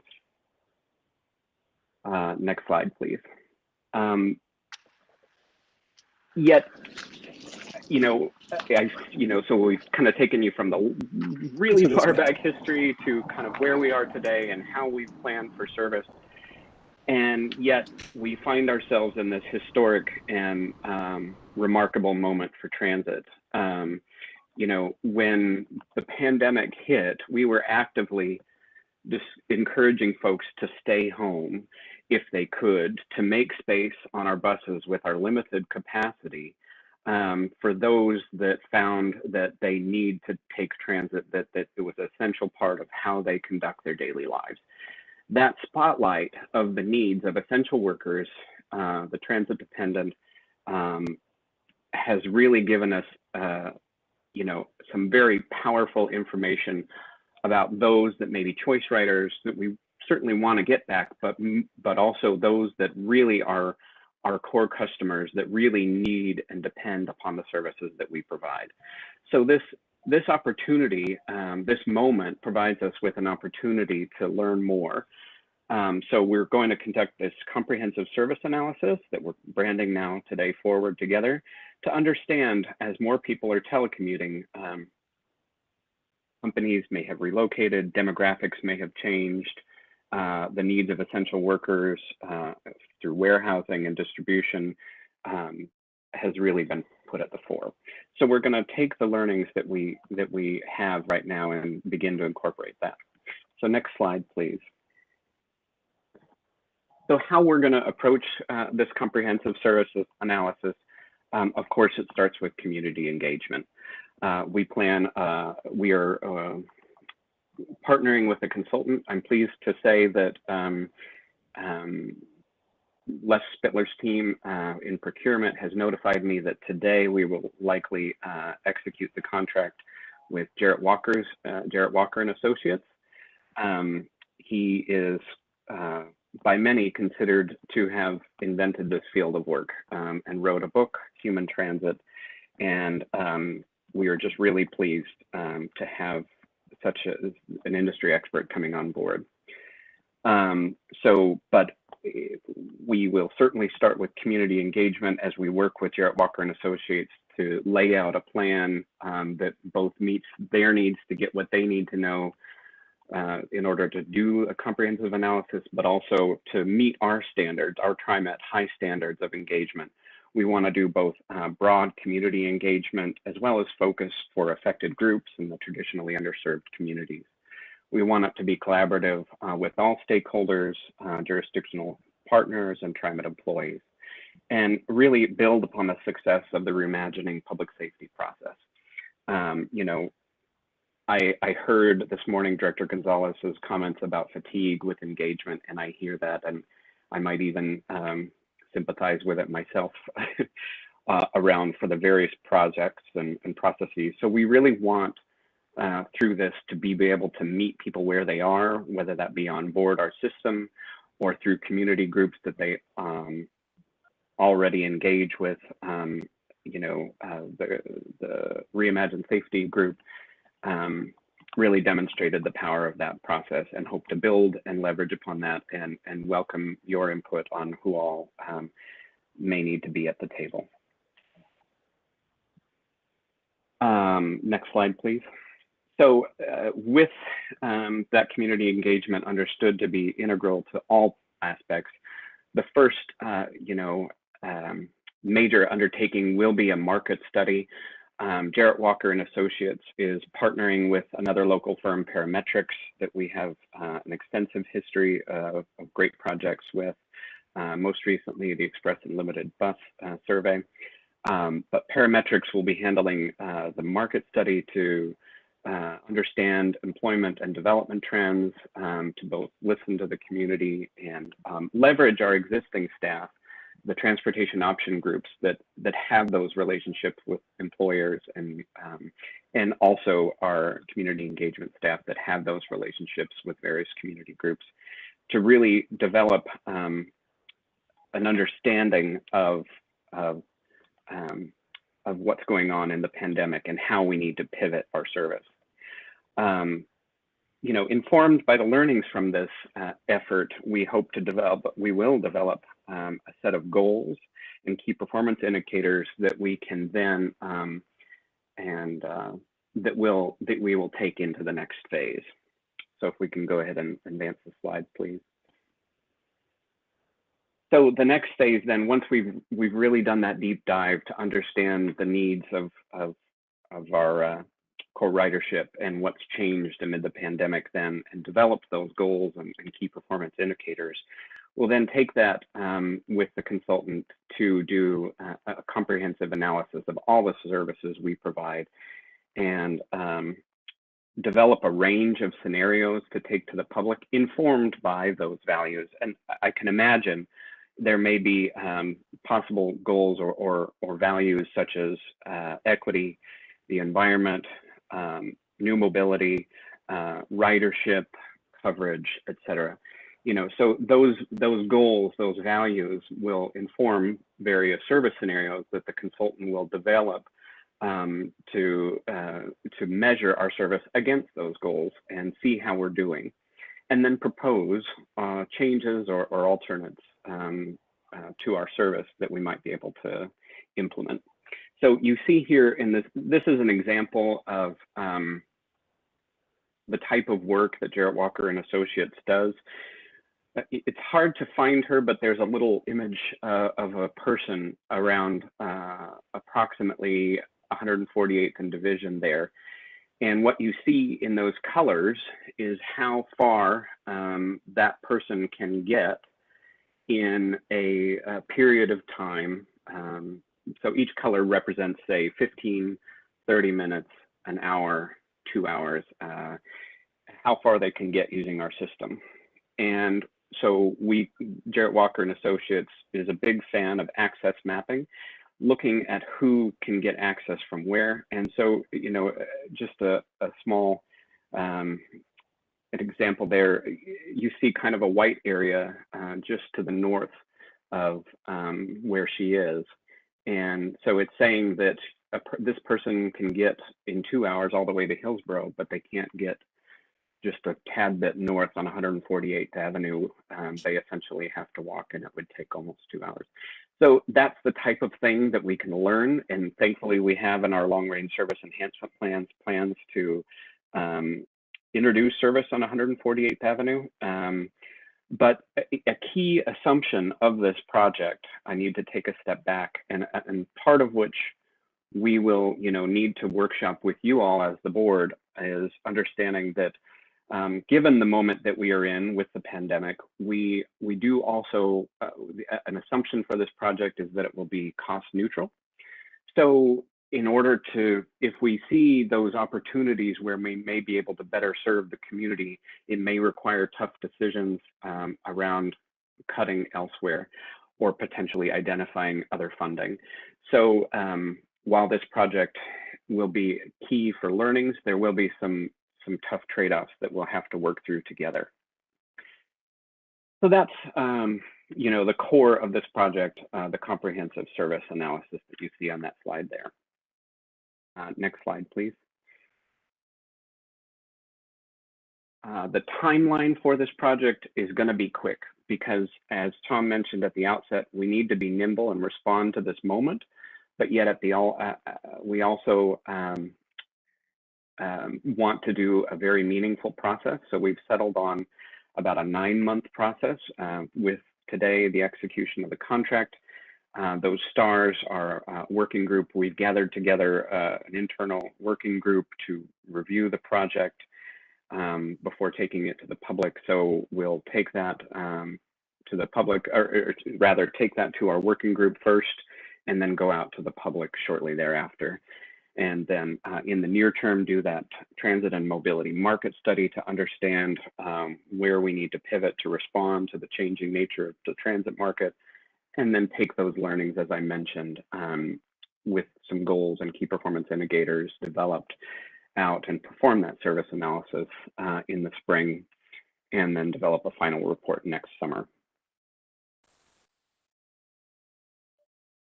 Next slide, please. The implementation timeline. We may be able to take some early learnings next summer and implement them next fall. But again, as we heard with Director Way and Director Edwards, we are in the process of engaging the public right now about what service would look like next fall. So those that we can implement in the very near term will likely need to be measured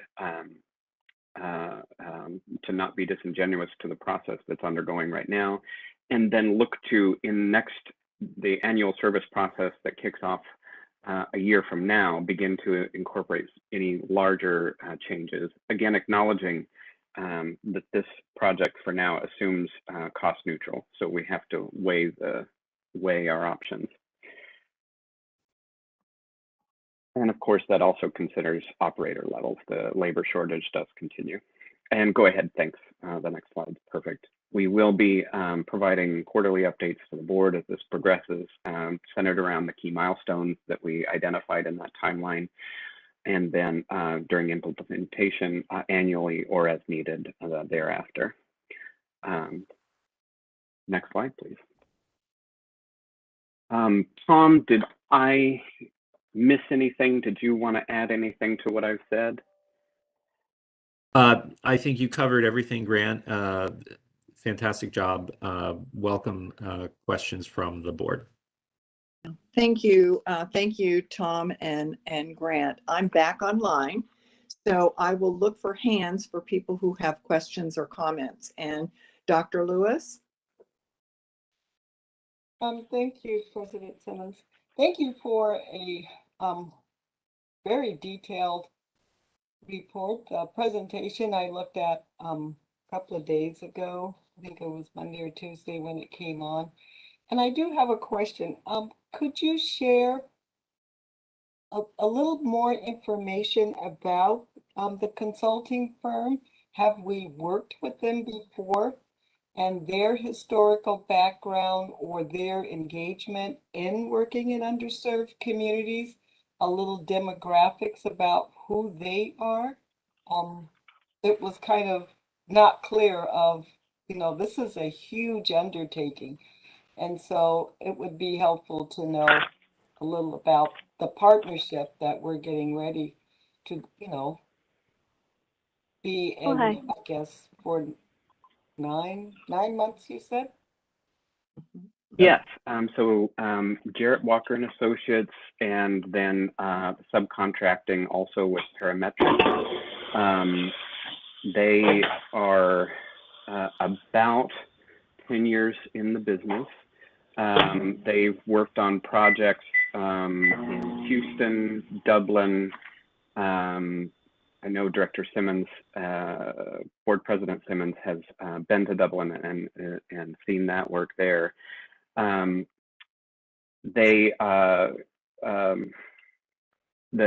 team that they've put together includes a Spanish-speaking engagement specialist, an expert in the field, and then also 2 women, 2 men, and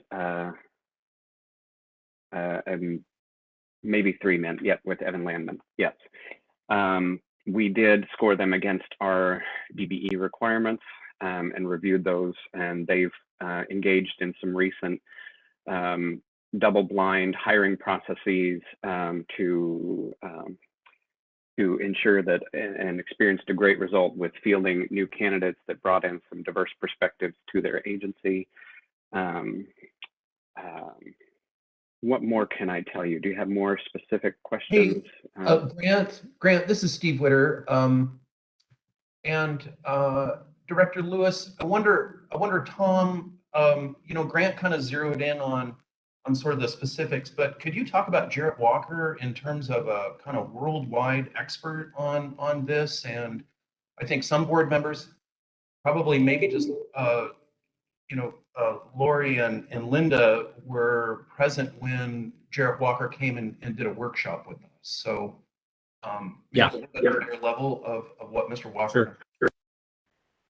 Yes, absolutely. Jarrett Walker is kind of an internationally recognized kind of thinker around transit networks and service levels around the world. Grant had mentioned a few of his projects. His group has also, they're actually currently working in San Francisco Muni, helping to redesign their system post-COVID. They worked in Dallas area rapid transit, Richmond, Virginia, Anchorage, Alaska. They have really made a name for themselves around network redesign and service levels. I see Grant raising his hand, which probably means I misspoke. No, you're doing great. I just wanted to, before we move on to other questions, with the luxury of a few moments, I remembered one part of Dr. Lewis's question that I want to circle back to was engagement. We have, the way we've structured this project is that we have held the engagement process for ourselves a bit, that we feel like we want that to meet our own standards, and we will bring them along with a process that we negotiate with them on engagement. So they aren't per se in the lead on the engagement piece, though we welcome their feedback, but we take engagement very seriously, and we want to make sure that that meets our own standards. So for that piece of it, we are holding that to ourselves. Thank you. Director Wade, then Director Gonzalez, and then Director Bauman. Thank you, President Simmons. My question and comment was also actually to Dr. Laverne's point around the consulting firm that we've decided to choose, which I actually just Googled them right now because Google is great and you can find almost anything on the search engine. So I looked them up, and it does sound like they are based in the Portland area, so that's great that we have a sort of someone with a local lens. But I will say, at least just on the public facing website, I didn't see a whole lot around maybe their values around equity and diversity and inclusion, and I just really feel that is a big piece of the comprehensive planning work that we want to do in our agency, is really look at centering equity, which is again part of our strategic vision as a board and as an agency. So I just want to point that out, that I think that we can do better when it comes to, again, choosing firms that has an equity-centered mindset. And that's not to say that, of course, they can't bring that to our table as we collaborate with them. But I just want to say that, that is something that for me as a board member, they are going to also represent us right out in the community. So I just want to make sure that we are choosing the best of the best in the industry, but also we're choosing folks that really bring that knowledge and understanding of working with, as Director Laverne said earlier, Director Lewis said earlier, comes with the understanding of working with underserved communities. And so again, I just want to point that out, and I want us to improve on that piece of finding more firms with that particular expertise and knowledge. And then I just, as a follow-up, have a question around that. So I also, I don't know if we are, again, able to give stipends out to participants or just, smaller grant funding opportunities to community organizations for the service plan input. Because again, I just want to reiterate that what I'm hearing from TIAC members is people are just exhausted and they're feeling like every day they're getting asked a community survey on something. So I just wanted to raise that point of, will there be, again, incentives to give to community members, whether it's, gift cards or just small stipends so that we can acknowledge and recognize their participation in something that we're doing. So that's a question back to the team. And Do we want John Gardner? Go ahead, Tom. Do we want John Gardner to jump in? Because I think Director Way, I think those are all really good comments, and I think that we're hiring Jarrett Walker and company for their analytical work. I think that we very much know the outreach, and we will own the outreach. We will confer with our consultant, Jarrett and company, but we own it. And so therefore, when it comes to reaching out and all those things you said, whether there's stipends and stuff like that, those are all things that we are in control of. And John, do you want to jump in? Because I know that you've had some preliminary conversations about our engagement before we've even selected the contractor. Yes, thank you. Can you hear me okay? Yeah, we can. One of the things, we're having a community engagement retreat tomorrow, so this is perfect timing. And we've talked to Tom and his team, and I think him and Grant said this. Essentially, we don't want to offshore sort of community engagement. So if anything, we want this to be leveraged by our experience and learnings from the Reimagine project and to go beyond, because this is even just as big in terms of how service is allocated and how it serves, especially transit-dependent and low-income and minority communities across the region. So really, this is a chance for us to apply sort of TriMet's draft equity lens. I mean, Reimagine was the first project we used using the equity lens that you saw, a summer and a half ago. And so this would be the second large-scale system project that we can actually take the learnings from that tool and apply them to this. And invest in community partners, not just leverage their expertise, and make sure that we have voices from across the region. So that's the plan. It is an accelerated plan. You will see this conversation continue at the TIAC table as well, Director Way, because we want to leverage existing conversations so we don't just burden more people with sort of informing our work. But definitely, when it's all said and done, we feel like we can bring a coalition to this conversation to tell you that they really felt like their voices were heard and that they had input, and their vision is informed what the Jarrett Walker and his team produce for us, and that it's something that doesn't just look good on paper, but it's going to serve people better, specifically BIPOC and low-income people across the region. So that's my intention with this, and we're excited to go. It's going to be a lot of work, but everything you're saying resonates deeply with me and my department. So. Okay, let's go on to Director Gonzalez. Thank you very much, President Simmons. I wanted to share a little bit of perspective on this matter, as well as represent District 2 in some comments.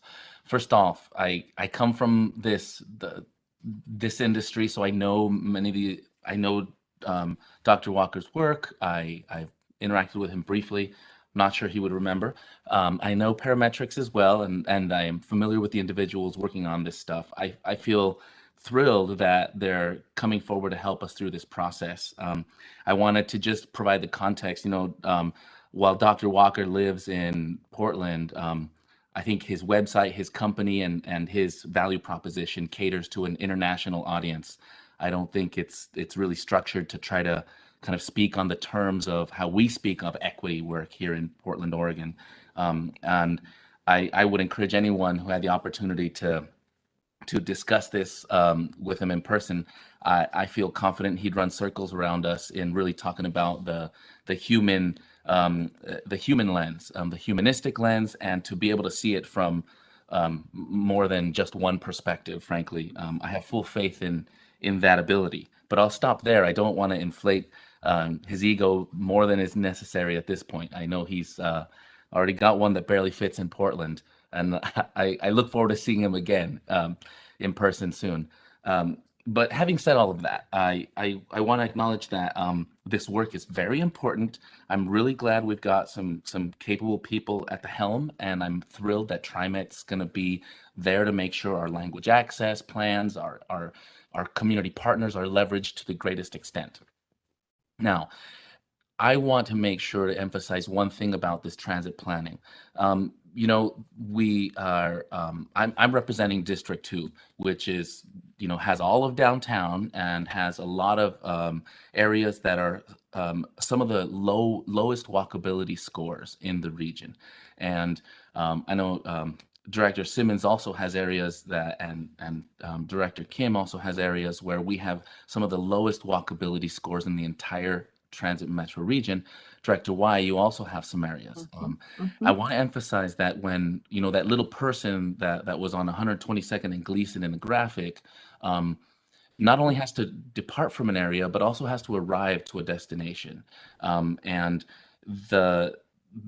the impact to looking at walkability scores as another layer for this drives us to really look at some areas that in the last few years haven't been a focus point, frankly.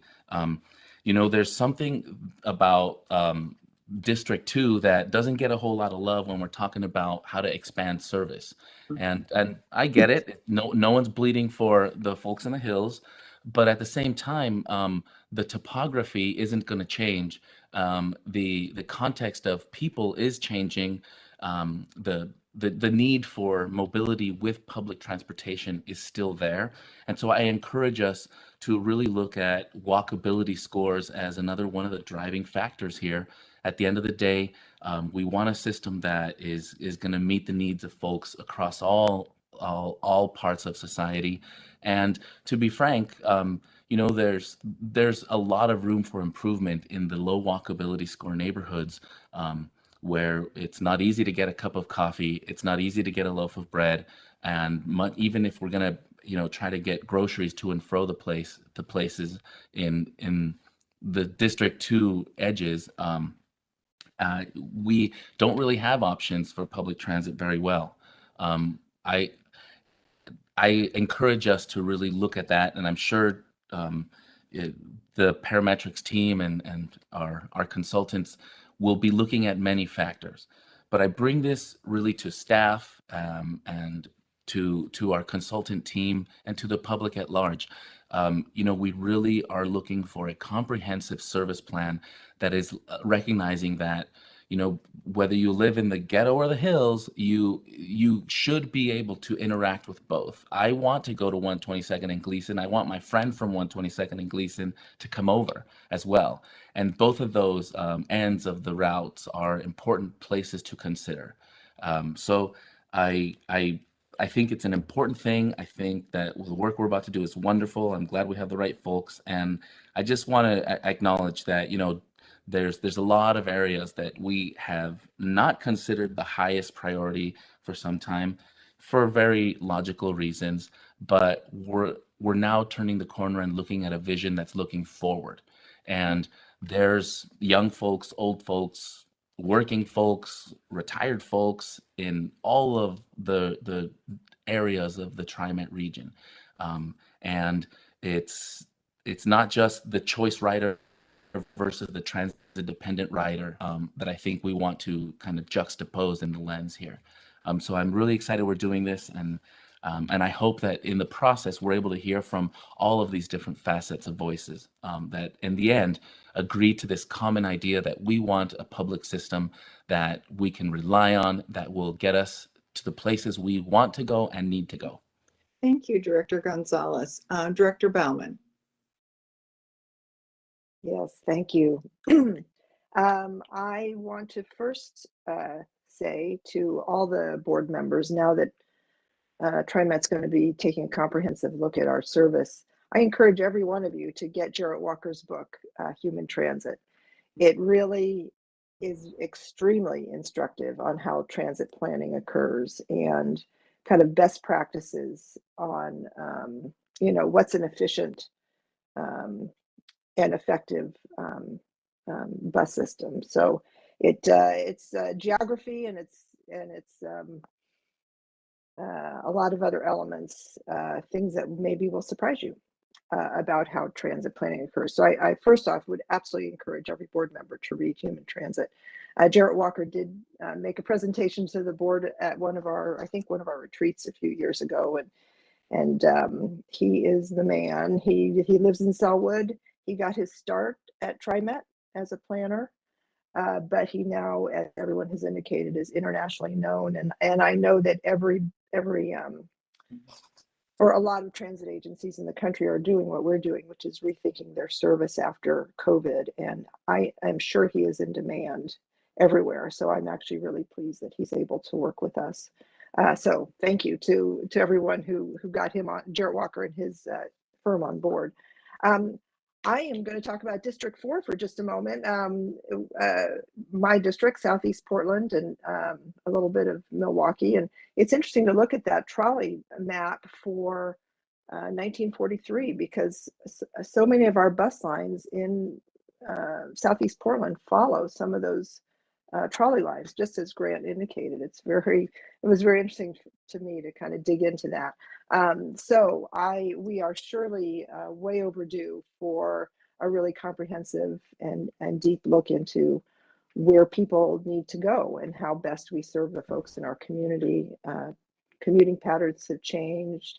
Places where people go for public services, for medical services, for education, those have all changed over the decades. So I couldn't be happier that we're undertaking this effort, and please know that the board is behind you, and we're really excited to hear what happens next.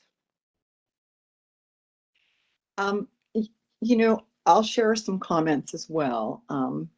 I think it's important for everybody to remember that ridership was on decline before the pandemic. And when you look at what the future for public transportation is and the way transit systems were developed and why, the world, as everyone has said, and thank you, Director Gonzalez, I totally agree with you in terms of everything that you said. There are deserts out there that would like to have some service, but they're not easy to, and they may be hills as well as deserts. They're not easy to serve. And one of the things I've experienced on the board is that if you have service, it's easier to get more frequent service. But if you don't have service, there's a long line waiting for it. And that's just because, everybody who has it wants more. But a question that I've asked the agency in all of the 5 years that I've been on the board is, what's a reasonable commute time? When you look at that drawing and see that it would take 2 hours to get someplace close, it would take forever to get here, but they could go all the way across town in less time. And we've had people come to board meetings and talk about the fact that there's no east-west connection in certain areas of the state or of the region, and how frustrating that is, since everything was originally designed thinking everybody wanted to come downtown Portland. And for a transit system to really work, you have to understand, particularly in today's day with the expanding of where people live and work, that they may want it for more reasons than just work. And I know Director Way and I have shared frustration of wanting service in areas that we represent that have minimal service, and how hard it is to actually get some service. So it's not a criticism of the service that we've had. It's just other agencies, other transit agencies around the country have done this type of analysis and have significantly increased ridership, significantly. And so it's something that I think it's more than just looking at service enhancement, because to me that means if you've got service, you get service. It's where do we need to be providing service, and where will people, where I live, people don't expect it, so they can't talk about what their needs are as well. So, I think there's a whole lot that we're going to gain as an agency on the basis of this analysis. And I will conclude my chatter and turn it over to J.C. Veneta. President Simmons, that was very well put. And I think to answer a little bit of your question, what is an appropriate commute? What is that? And I think it's something that we as a region need to understand and decide. I don't think it's a TriMet question, because it's definitely that policy at the regional level. But I would also note that when we as a region begin to prioritize transit, what does that look like? In the city of Portland and Clackamas County ODOT, some of our partners are really helping us do that with lanes that advance buses, and we're working with many of them to do more of that. In fact, we've earmarked some extra money to begin working on further corridors where we can enhance transit, us going beside or faster than traffic. So it's really that kind of policy at a very much a regional level. I know that with the comprehensive service analysis, with all the data that Jarrett has and or will get, we'll start to understand that a little bit better, and that could potentially inform a much broader discussion at the regional level about what the optimum commute is. Right, exactly. And I was so happy to see General Manager Dessou along I-5 from where 217 enters I-5 going south. There are bus on shoulder signs and marking now that allow transit, although we're not going on it because it's not part of our route, but it gets people to Wilsonville so much faster. And I know when they redesign roadways and things, ODOT is being more mindful of the need to provide some priority for transit. Other questions or comments? I just want to say thank you about the bus on shoulder. We're having that conversation at JPAC as well about Highway 26 and putting bus on shoulder there with ODOT. So more to follow on that. Great. Well, if there are no more comments or questions, this has been excellent. Thank you, Tom. Thank you, Grant. And more information to come. And I'm sure that the board will be really involved in getting updates as well as participating in the forums and giving some feedback. So with that, I think we'll conclude. I did want to mention that we don't have a formal board meeting in November, but we do have some education sessions that are scheduled. And our next board meeting is December 15th at 9 a.m. and it will continue to be virtual. I am talking with staff now about the January board meeting being in person, and that all depends on things continuing to improve the way they are. And one of the goals that I have, and I hope the rest of the board will support this, is that we take our meetings out into the community, that we go to different parts of the region and draw people in, that it's not convenient for them to get downtown to wherever we are. So I'll be working with staff to identify places around the region that would support our meeting and try to invite different members of the community in to meet with us, and both prior to the meeting and then during the meeting to give us local feedback and perspective about what the needs are. So that's all I have for today. So for the good of the order, I just want to wish you well and wish you a good day. And I hope if you are in a neighborhood where there are lots of goblins on Sunday, that you'll be prepared to provide them with some treats. So thank you so much. Have a great day. Bye-bye. Thank you. Bye. Bye-bye. Thank you.